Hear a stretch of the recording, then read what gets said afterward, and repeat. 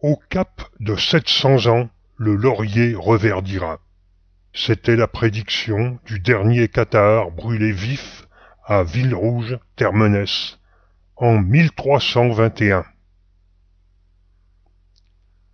C'est au cours du grand bouillonnement spirituel de l'an 1000 que des communautés d'hommes et de femmes commencèrent à réclamer un retour aux idéaux de l'Église primitive, celle qui enseignait la simplicité, le partage et l'amour du prochain. Ces contestataires furent appelés cathares, du grec katharos, signifiant pur.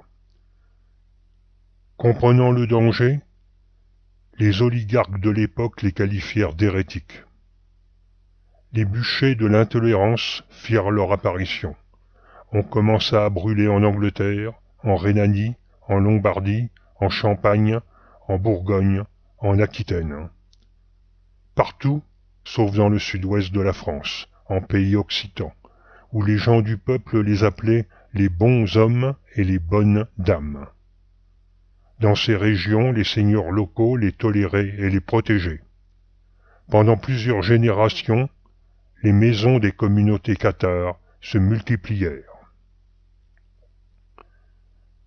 Les cathares priaient là où ils pouvaient, de jour comme de nuit. Ils n'avaient ni église, ni temple, ni autel, car, disaient-ils, Dieu n'a nul besoin de ses artifices pour le célébrer. De jour, c'est en direction du soleil qu'ils célébraient Dieu, et la nuit en direction des étoiles, car Dieu est avant tout lumière et amour. À ceux qui leur reprochaient de ne pas adorer la croix, ils répondaient « Si ton père avait été pendu, adorerais-tu la corde qui l'a fait mourir ?» Et pour le signe de croix, ils affirmaient que c'était un bon moyen l'été pour chasser les mouches de son visage.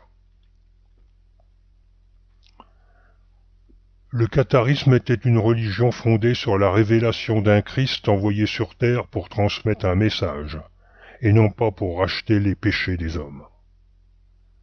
Il supposait deux principes, celui du bien, émanation du vrai Dieu, infiniment bon, et celui du mal, produit par un démiurge irresponsable, créateur du monde matériel, créateur de cette matrice maléfique qui nous retient prisonniers dans un corps de chair. Les cathares n'ont laissé aucune construction, temple, monument ou église dans ce monde matériel, qu'ils considéraient comme fondamentalement mauvais. C'est dire à quel point ils étaient redoutés par les puissants de l'époque et leur état profond. C'est sans lumière qui nous dirige toujours. Pour en finir avec cette dangereuse hérésie, ils organisèrent une croisade qui envoya au bûcher tous les cathares. Nous sommes maintenant en 2021, 700 ans après que le dernier cathare fut brûlé. Et le chaos, organisé par les Sans-Lumière pour installer ensuite leur nouvel ordre mondial, s'installe partout. Alors des nouveaux cathares apparaissent. On les appelle les Seigneurs, ceux qui sont connectés à la source. Comme leurs ancêtres cathares, ils n'ont pas d'église, pas de temple, pas de monument. Ils se reconnaissent par un signe, celui de l'index et le majeur croisé, qui signifie connecté à la source originelle.